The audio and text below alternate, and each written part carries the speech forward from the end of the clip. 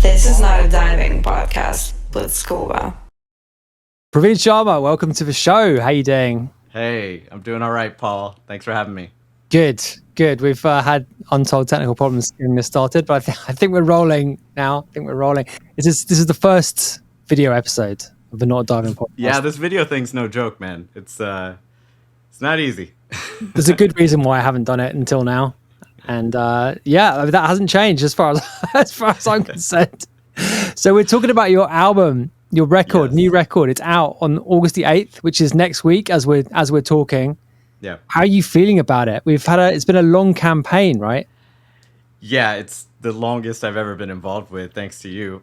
It's been a trip. No, it's been a trip. I say that joking because I've learned a lot, actually. I mean, it's the first time I think I've taken an album launch this seriously. During the Sepulchre days, I think we took it for granted that we just had natural buzz. We didn't have to work as hard as you do today. It was a different world.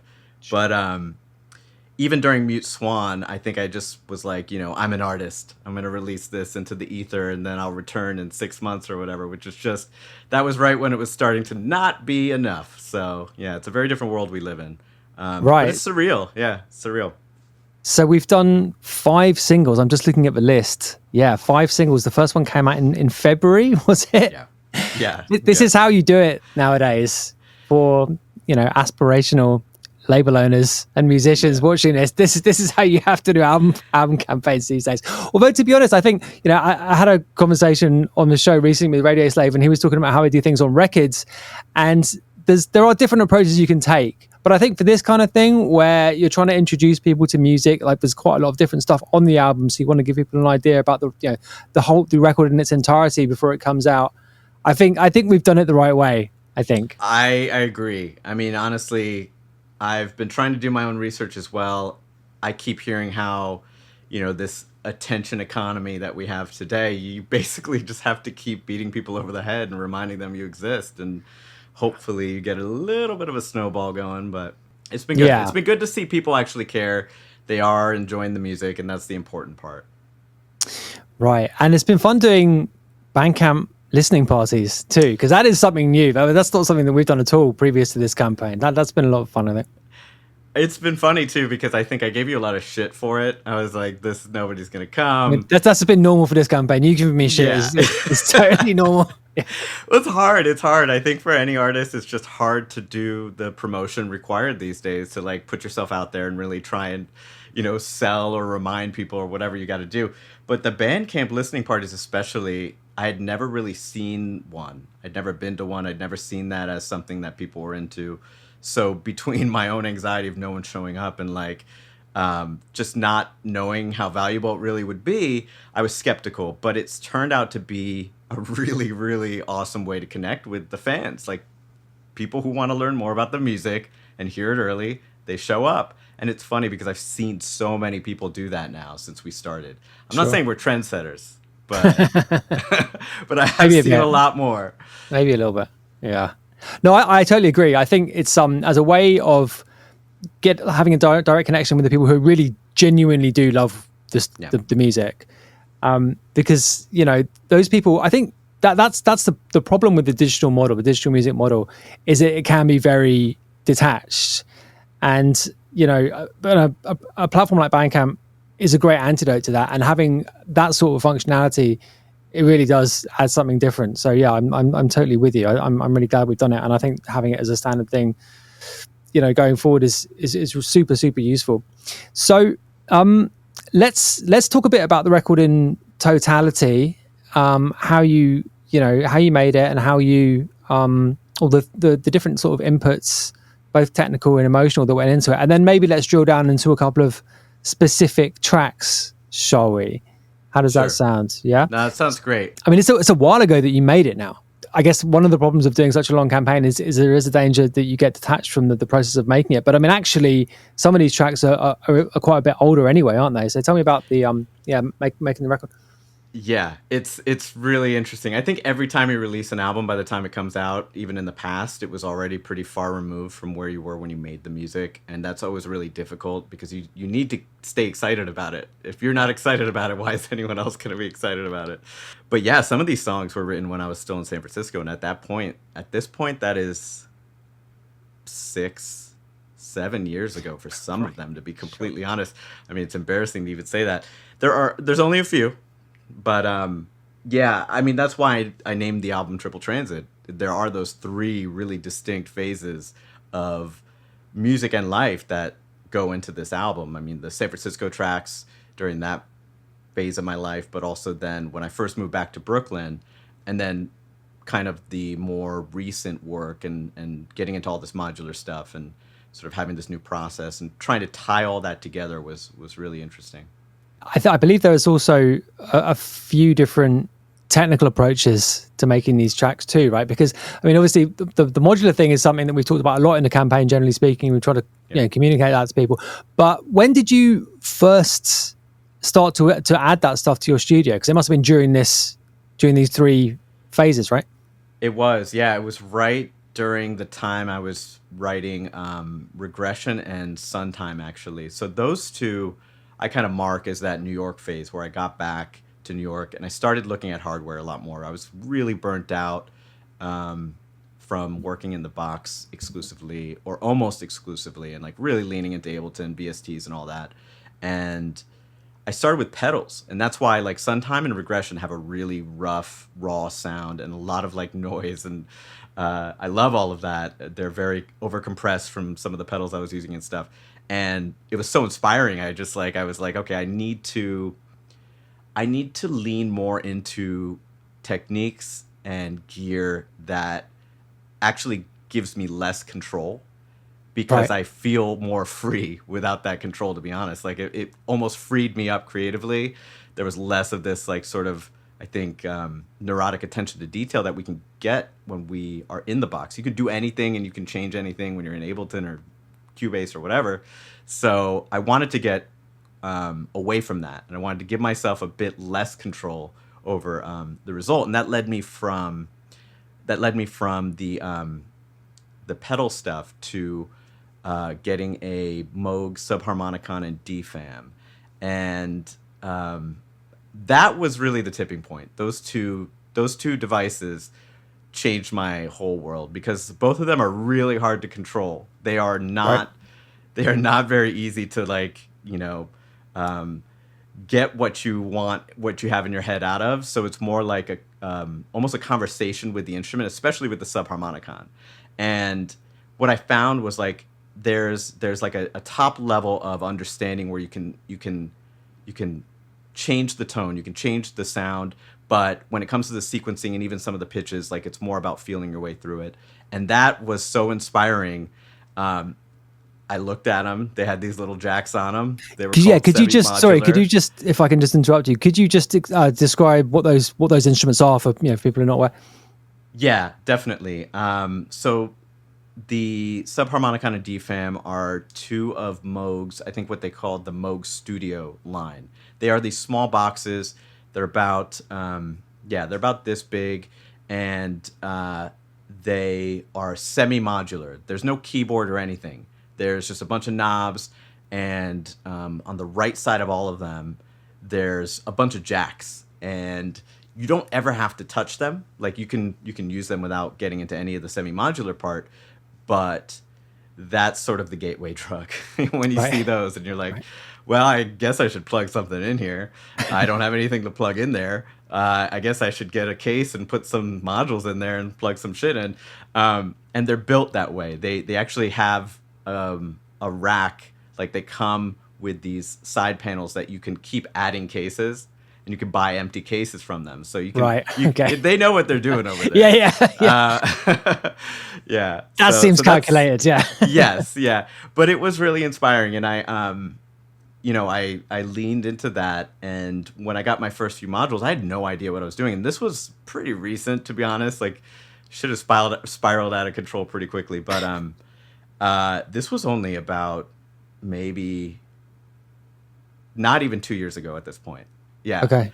So pretty late into wrapping up the album, some of the songs hadn't been finished or written yet, but like about half of them had, and um, the thing that really put me over the tipping point, I was emailing back and forth with Barker because like there was this element of Barker sound that I've tried to create in the past, which is like chord stabs through a low pass gate, and it sounds simple, but the low pass gate was the missing element for me. And a low pass gate, I had no idea what it was.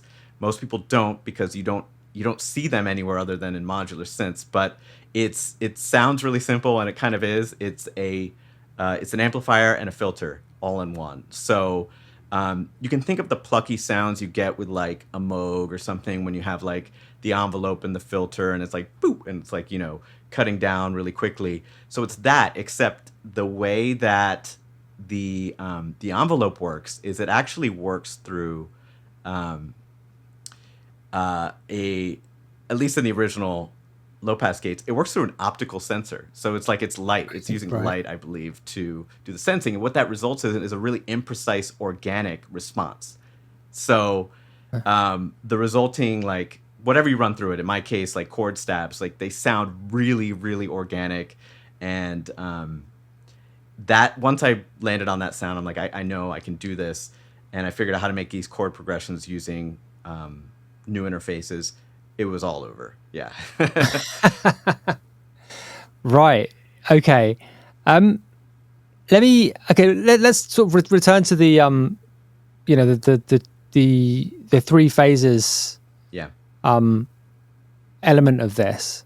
Yeah. Why don't you describe how this has an emotional impact on the music? Because as you said, three different sets of experiences, I guess, right? Yeah, well, yeah, I'm going to be really honest here. I haven't actually talked about a lot of this in the past, but I think, at this point, it's worth mentioning because it is really important to the story of the album. That first phase in San Francisco, it's really about maybe one of the lowest points in my creative career or journey, where I was feeling burnt out, and through a lot of reflection, I realized that like I was thinking more about the result than the process, and what people would think and what people expected and what I should be making, not what I wanted to make. So some of the songs there are like the few that I kind of salvaged from that period that were like the few examples of a more pure form of expression. The majority of what I wrote during that period, outside of like the two EPs that you released, are definitely separate from that. There's a ton of music. You've heard almost all of it. And some of it doesn't even sound like me. Like it's just like I'm trying to be something else. So it was Right. very, Yeah. It was a very I know those. strange- I know those phases. That they're Yes. not fun to look back on, are they? Really? No. No, they're not. But at least if you can look back and realize you were doing something wrong, or you made a mistake, or you don't want to Right. go back to that mindset, then that's fine. You've at least made it through it. I think a lot of people can get stuck there. But that was the first phase. And then coming back to New York was more of like this sort of reconnection with the process, technically, like I mentioned, but also, emotionally. Throughout my entire life, actually, one of my expected life goals was that I was going to have kids and have a family and have to support this family and all that. And that's why I've always tried to maintain this element of financial stability throughout it all. And moving back, my wife and I, we went through quite a bit, and we've been going through IVF, and it's a really intense process for anyone out there who is going through it. And honestly, it's been amazing to see how many people actually go through this, and really surprising. I felt like a strange science project, and like we were just like Gattaca extras or some shit. Right. But the reality is like a lot of people go through this, and that's why I want to talk about it now, is because I want people to feel less alone, because it's a really isolating thing to go through. So those songs like Regression and Suntime were written, and actually Cost of Living, which that title is not a reference to rent. Right. Okay. Yeah. Sure. So sure. yeah. So it was really hard. I mean, it's still hard. We're still going through it, and it's one of the most difficult things I've been through in my life, and those songs were me trying to get that out in some way. So you can hear it in Regression. Obviously, Regression is kind of like more of the moodier, one of the moodier tracks on the album. But even Suntime and Suntime was kind of a tipping point, I think, into the third phase, where I realized like writing moody music, sad music, all this stuff. I think the way to put it might be like writing music that represents how I feel actually wasn't really helping, and actually Right. didn't feel like the right thing to do. Yeah. Just to interrupt you for a second. yeah, I mean, yeah. Regression, I think, is the closest musical expression of anger I've ever heard Yeah. from you. Yeah. Like, really, because I mean, anger is just, I mean, I hadn't really thought about this until literally just now, but I like looking back on your musical output over the years, you're not an angry person musically at all. You know, that's not what is expressed, generally speaking, with your music. But on that track, you get almost there, right? Yes, and that was the point. I mean, I was angry. We had just been through a round of IVF that did not go well, and it was it's so easy to be angry. You're angry at the world, you're angry at yourself, you're angry at, you know, social expectations and failure and all these things. So Yeah. I'm really happy I wrote that song, but it also made me realize that instead of writing music that represented how I felt in the moment, I really needed to, for myself, write music that actually got me through those emotions. Not the music that sort of indulged in those emotions, but the music that got me through them. And that's where Suntime came from, which is a much more positive song using the same techniques as Regression. Almost the exact same setup and same equipment, a very different vibe. And things like Sour Patch Kiss and the more modular and more recent music on the album, they are definitely more positive in vibe, because I found that like that's where I really started to get a sense of fulfillment, a sense of like I'm making something that is helping me and actually might help other people, instead of just help them feel sorry for themselves. Right. Yeah, sure. Can you it might be useful actually just to go through the track list and tell us, Yeah. I mean, I don't know, maybe this is something you want to do, maybe something you don't want to do, but identify which track came when, which track belongs where. Do you want to do that? Yeah, Is that definitely useful? Yeah. Yeah. Let me see. Hold on. Give me 1 second so I can make sure that I bring up. Yeah. I made sure I had the track list in front of me. Yeah. I mean, I pretty much have it memorized by now, but I don't want to make a mistake here. So, I mean, so Cost of Living, like I mentioned, that one is definitely from the more recent modular era, or whatever you want to call it. And it's one of the first songs I actually wrote using the modular gear. And Suntime and Regression, like I mentioned, both were kind of when I returned to New York, was kind of having that musical renaissance, so to speak, and reconnecting with like analog gear and stuff. Summer Sizzle was definitely another new one from the sort of modular world, and you can start hearing the similarities between things like Cost of Living and Summer Sizzle in some of the arpeggiated bass lines and chord stabs and things like that. Ups is a very old one. Ups is an interesting one. I almost John didn't release Digweed's that favorite, one. man. You can't John Digweed knock likes John that Digweed. track. Yeah, he really likes that one. I you know what? You were right. I'm glad we released it, but that one was pretty hit or miss for me.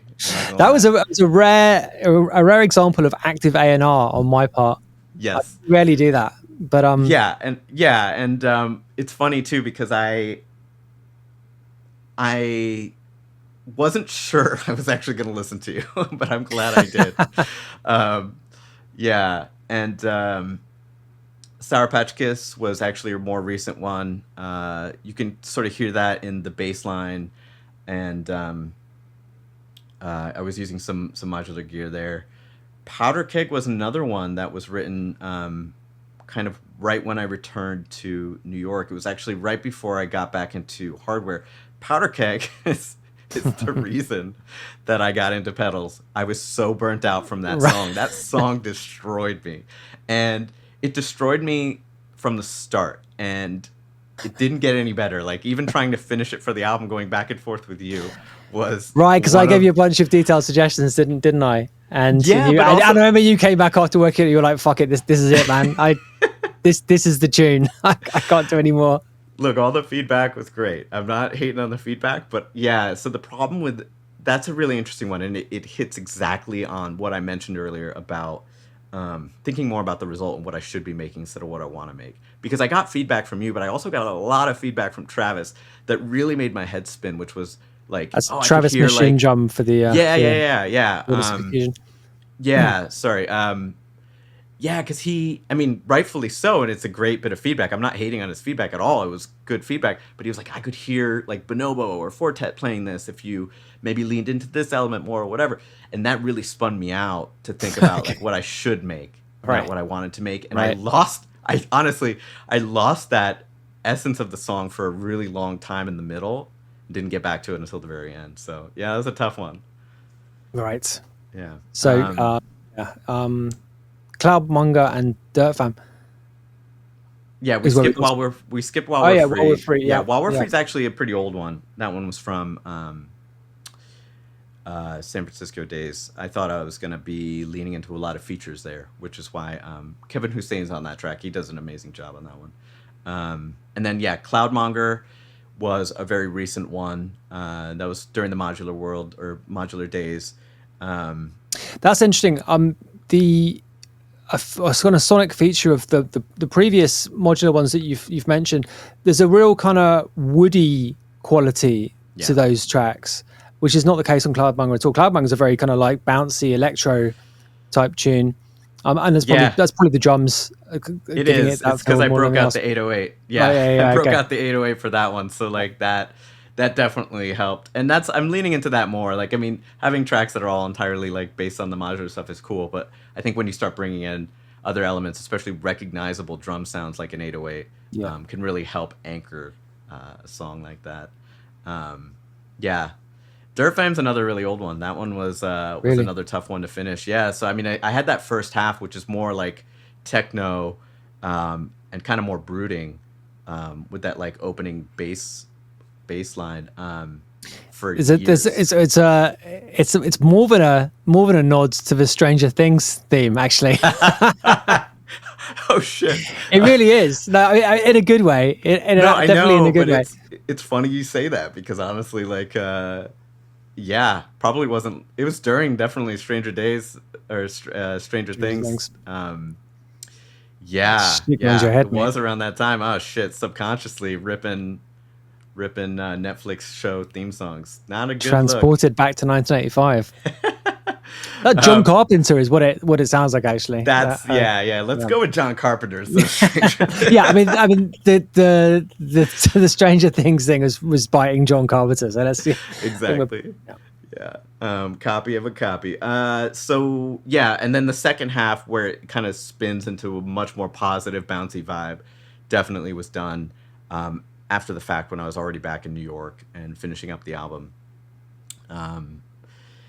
And honestly, I went back to all of these, by the way, like a lot of them that were older, I still went back to and tried to add elements from the modular system or something else that just tied them together because I didn't want it to sound like three like very separate, disconnected styles or whatever. Yeah. Yeah. And then Regression, like I said, that one was like right when I came back to New York and was getting into pedals and stuff. And then the last two are two very old ones. I was actually not sure about those two either, but I'm glad we got them on there. Air Trust and Powers. Yeah. Oh, absolutely. Yeah. I mean, again, like those two are two of my favorite tracks on the album. Actually, they really are. I really like those two, and I think they bring the album to a really nice conclusion as well. You know, it's a kind of like winding down, but in a in a very kind of calming kind of a way. You know. So I think they work really well. Yeah. Did you do anything when you were mixing everything down? Like, was there any effort or common processing or anything that you did to the tracks to make them sound a bit more coherent together? Did you need to do that? Was there any sort of process there? I did. Yeah, that was a really key element in making sure everything sonically fit together. I made sure that I did final mixes of everything in the same sort of range of sessions, and there were a few common elements there. One was I I have this piece of gear called Overstayer Yeah. modular channel, and Nice. yeah, I had actually just gotten it during the towards the end of like finishing the album, and like the waiting list for that, they don't even take orders anymore. That's how behind they were. So it, like Really? it showed up like so long after. Um, but I made sure to run on a lot of almost all the tracks. I ran the drum bus through that at the very end, and that I think helped kind of give the drums a cohesive sound throughout the tracks. I also had a chain that I landed on, lots of UAD plugins and stuff, that I think also helped kind of give it a final master chain bus vibe. Yeah. Nice. Yeah, I mean that's the thing because it does sound very very coherent, as a whole thing, despite the fact that there are obvious, there are a few different sonic themes that come through it, and there are which are visible, audible to a greater or lesser extent on different tracks, but it does definitely sound very consistent in a kind of top-down kind of a way, right? I hope so. Yeah, good. I think so. Okay. So we're going to drill down into one or two, or maybe even two or three individual tracks, weren't we? So maybe, which tracks, what would you like to talk about? Oh, geez. I don't know. I mean, we kind of talked about them, to be honest. I don't know what else. No, there's definitely more we can go into, surely. Yeah. Well, I guess we could talk a bit about the technical side, at least, to regression. Absolutely. Start. I think, yeah. There are a couple I can definitely, at least for the music and gear nerds out there, I think I can 100%. Yeah, if you don't mind drawing back the curtain on that to an extent, because regression sound. I mean, it's got this really massive sound to it, right? And there's definitely some like some what's the word I'm looking for? It's like kind of big saturation, kind of like dips and peaks and troughs, and yeah. Talk us through that for sure. I mean, it's funny. I've actually broke them back out. There are 3 pedals that are basically the regression and sometimes sound. So there's 2 from this company, Fairfield Circuitry. Oh yeah, I've got one of those. They're sick. Yeah. So good, man. So this one's Shallow Water, and I bought it thinking I was gonna do really mellow, like Boards of Canada vibe, like warbly synth stuff. But honestly, I just overdrive the shit out of it, Really? and then I run it into their compressor called the Accountant, and you can just smash anything that goes into it in such a amazing, gorgeous way. I love it, and one of the reasons I loved it so much is that like. We obsessed so much over I obsessed for so long in my career over like the fidelity of what I was making or like the mix and like all these things, and you run it through this shit and you're just like, that is what it is. There's like not much I can do with this. Like the beauty of a really great saturator or a really great saturation chain or whatever is that it is musical. It when you get it right, it doesn't sound just like distorted bullshit. It actually adds so much musically to what's going on, both in terms of dynamics, but also as a harmonics and all that. I'm as you well know, I'm a very big aficionado of saturation, generally speaking. But it's interesting that you're using that because I mean that is another beauty of saturation is there's so many different ways of doing it. And using things which aren't necessarily intended for that purpose. Actually, with the shallow water, I mean, I've used it a ton for what it's supposed to be used for, basically, as you were saying, like kind of like washy, kind of like and it kicks out a ton of noise actually. So you've got to be a bit careful. So much. Honestly, I went back and forth with the company for a while, and at the end of the day, they were basically like, "Just move it, man. There's nothing we can do. Like that's what it is." And I actually did move it, and I moved some shit around to give it less interference because there are some circuits in there that like or something in there that picks up a lot of interference. And that's another thing about also the modular shit. Like I had to get over that. Like there's so many modules I have, like this like Make Noise, which is one of the bigger companies. Like I have this Mimeophone, and it just has this high pitched like ee in the background. Yeah. Like if you put it too close to like your cell phone or some shit. So you have to get over that. And that's another thing that I think was just so freeing for me is like, again, you're giving up a little bit of control, a little bit of anxiety about, this end result. And it's more about, the process of creating the music and, what the music is instead of like making sure it's perfect, if that makes sense. Yeah. I mean, actually, using pedals for this really means you've got to commit to a print. Yeah. Right. I mean, that's really kind of letting go. Right. Yeah. So keeping on regression, how much of a tune did you write before committing to a take of ramming it through the saturators? So there were a few takes. I recorded everything, and I also, just to wrap up the pedals used, this is the other piece of the puzzle here. Okay. Which is I think it's Death by Audio. Yeah, Death by Audio's Rooms, and it's a reverb, but it is the noisiest, nastiest. Like it's not like just a shit reverb like the Rat Shack reverb.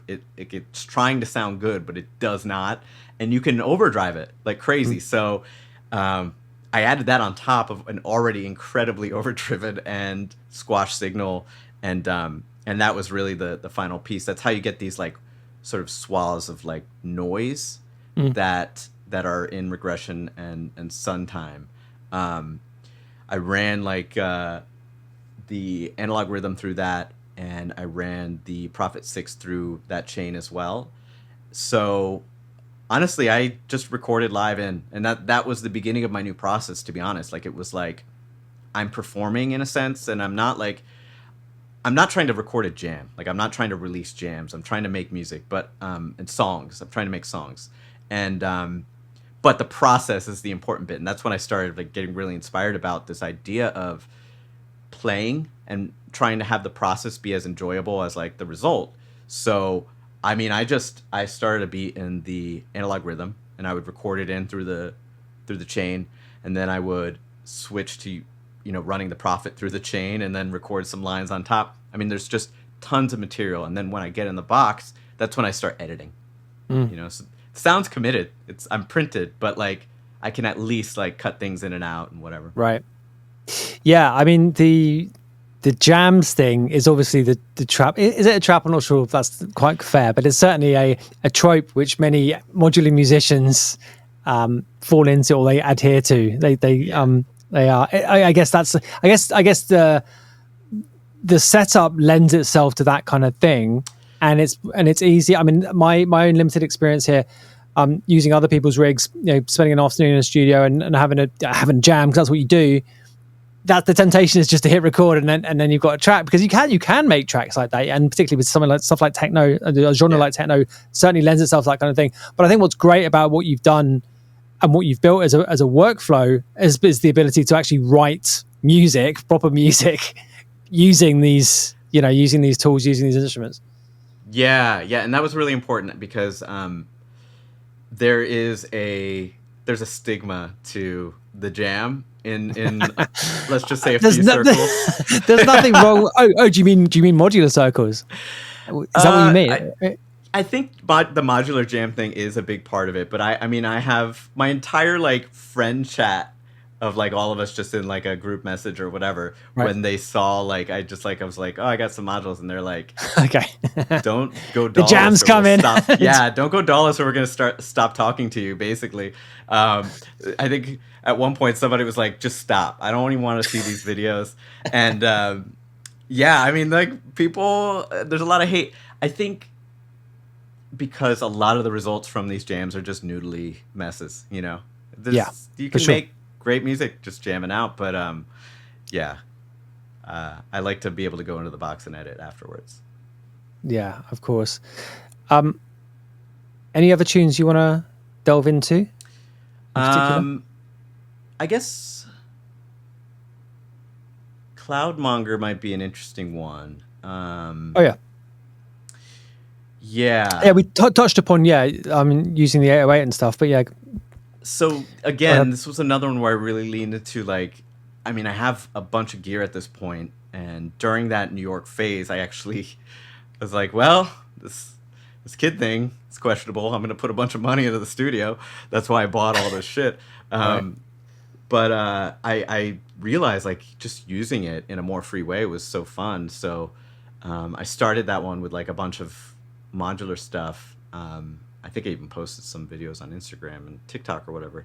And originally it was like a really sweet, like twinkly little song, and there were no drums. And the second I added the bass line, which was from this module, I actually don't have anymore because I was so worried I was just gonna rinse it and just only use it for bass lines. I was like, I have to get rid of this. But it's it's called Surface, and I think it's by a company called Qubit, and they make a bunch of good modules. But Surface is supposed to be a physical modeling module, meaning like it's supposed to make like string plucks and shit like that. Mm-hmm. But for whatever reason, they have the sickest house sound in there that like you get the sweet spot once, and you're like, there's the bass that I'm going to use for every dance track I ever make again. It was also from Sour Patch Kids, same idea. Once I got that bass line down, though, I was like, this shit ain't no twinkly little sweet track anymore. Like I need some drums, and that's when I jumped on the 808 and added that. So that's a real 808. It is a real 808. Nice. Yes, it is. My treasured piece of gear here. Do you know what year it's from? It. What's that? Do you know what year it's from? Oh, geez, no. Should I know what year it's from? I don't know. What do you mean? That just occurred to me. I've recently got quite into vintage watches. As I just my year of provenance is just like deep in my mindset now. I don't think anyone's ever said what year is that synth from, but I mean that occurred to me just then. So I mean, it's a when did they make from the 80s, but I don't know what run of. Yeah, I was just saying. Do you know what years they made them in? Because it wasn't very long, was it? It was maximum 5 years or something, wasn't it? It must have been the first half of the 80s, basically, because that's when that thing was really being rinsed. I'm not sure, but it has a permanent spot now over here. I actually did a video on this combo, but okay, hang on a second. Let me just interrupt you. The 808 was made between 1980 and 1983. That's not very long. Yeah. Approximately 12,000 units were produced in total. 12,000. Yeah. Wow. So that is. There can't be that. Yeah, I mean, I was going to say, a lot of them. There can't be that many ones in great nick surviving. Yeah, I guess this one's in pretty good shape. I bought it actually quite a while ago, so it was before.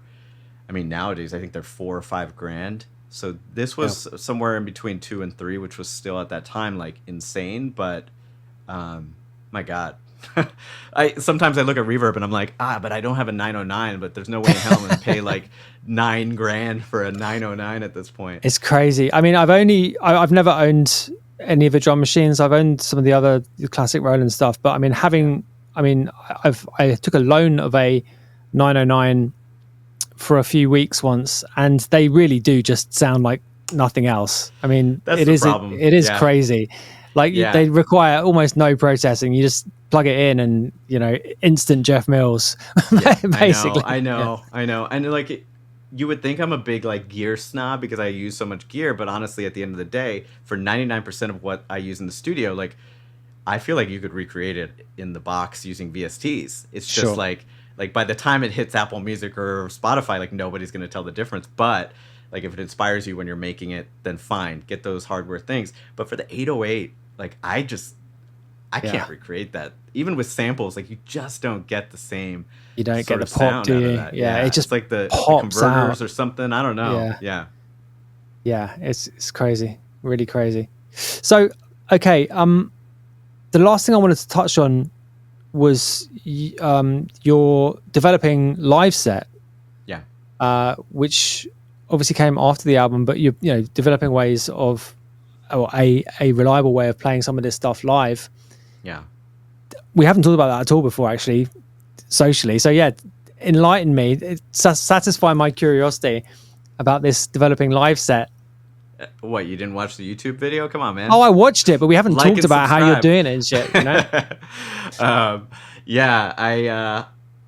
It was tough, man. I mean, you went through this as well. You know, it's not easy when you're trying to make something that is like I have dynamic. been, doing a similar thing. Although I suspect that the way mine has come together is I've intentionally made it as simple and as idiot-proof as possible. But Oh man, I don't know. I saw what you were doing.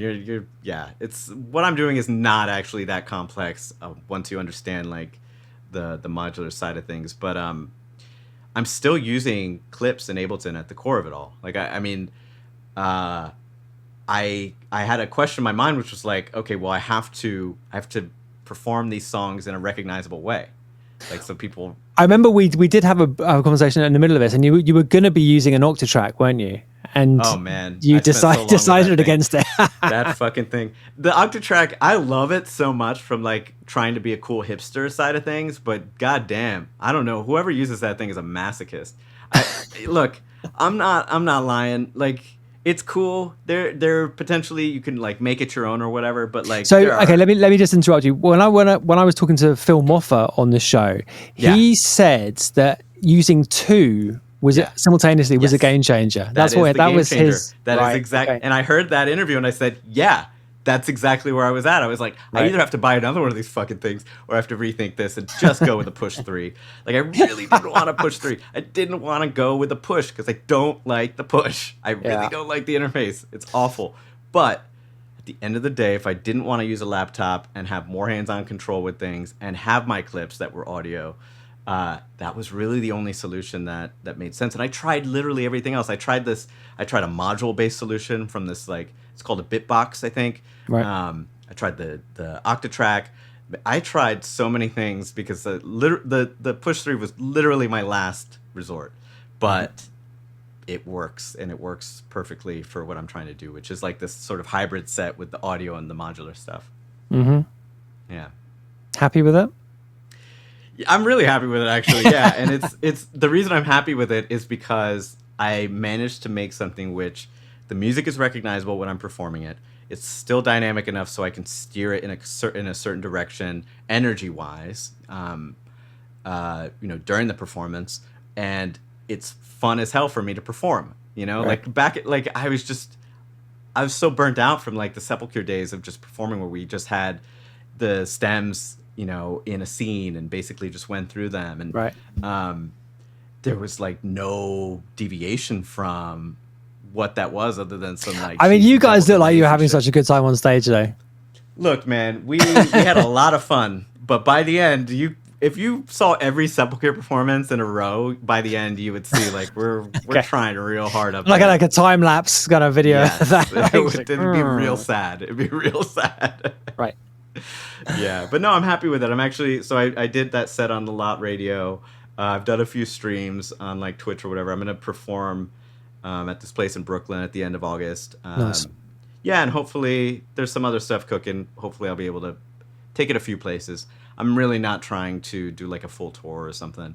I'm old, man. It's like the idea of a full-blown tour like back in the day is not the most exciting. So Come on. Really? That sounds like defeat to me. No, it doesn't sound like defeat. I mean, I think between sobriety and like actually just having a better head on my shoulders about like eating healthy, getting enough sleep, all this stuff. Oh, dear. They just are not compatible with. Yeah, I know. Come on. Yeah. This is a music show, man. Jesus. It's a music show where people need to understand mental health is important. I know. I'm not on back in the day. I'm not on the zeitgeist here at all, am I? Unfortunately, Gen X dude talks about music. Okay, so just to finish up, how are you making tunes now? And what I mean, are there broad lessons that you have taken from the process of making the record, and that you're taking forward now in terms of like working in the studio and expressing yourself musically? 100%. Yeah, and just did a video on it actually. Like and subscribe. So there are. Yeah, I was going to say I've watched it, but I mean, I really haven't. So No, it's not out yet. It's coming out tomorrow. So there's one really core element, and it's the thing I touched on earlier about when I was writing Regression in Suntime, which is if you can find a way to make the act of creation, like that process, joyful, and like bringing you joy, or joy is a loaded term because I don't think everyone has to make music and feel happy when they're making it, but bring you maybe that fulfillment or that whatever it is that you need from music while you're doing music. Like if it brings you that during the process, then that's the goal, in my opinion. And for me, like I make music, I think when you're in the box, you're finishing a song, you're like, you lay down that one line and you're like, yeah, I fucking got it. This is dope now. Like I wanted to try and find that during like this process of creation, not this mix of like arranging and production that we do in like our DAWs. So that was like what I was trying to find with all this like hardware and all this new modular stuff. If there's anything I took away from, the finishing of the album, all the new stuff I've been writing, it's that. Yeah. And honestly, like I think the album itself taught me, like, if you want to make the best music that you are supposed to make, then there are two ways you should think about it. One is don't think about the result. Stop thinking about like what you're supposed to make or what people want you to make or what's going to bring you success. Like if you think that way, and I know it's really hard, especially if you're doing music full time and you need to have that success. It's going to probably end up watering down your music in some way and not being that sort of pure expression of yourself, if that's what you care about, that you might be looking for. And the other thing is to not take, nothing is sacred, I think it's the best way to put it. So when you are writing something, like don't write it from the standpoint, it's going to be my next opus, it's going to be my next hit. Like just write it because you need to write it. And these things are seeds, like they might grow later.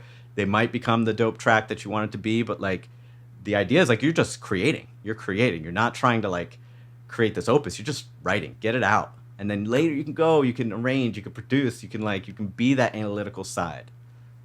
100%. Well, I'm glad this has been a positive process for you, mate. Honestly. Yeah, me too. No, Jed, I'm completely sincere in saying that. Because it really does. Yeah. Yeah, no, it's been great, man. And I mean, also your support throughout the album has been very helpful. I think, I can get in my own head a lot, and it's been both an interesting process trying to connect all the tracks sonically, but also this whole release process needs its own video. Like it's blown my mind. It's a long game these days. Yeah. Absolutely is. Yeah. Well, yeah. Cool. So Triple Transit by Braille out 8th of August. You should check it out. Absolutely. Yes. All right. Thanks, man. All right. Awesome. Thanks. Good talking to you. You too.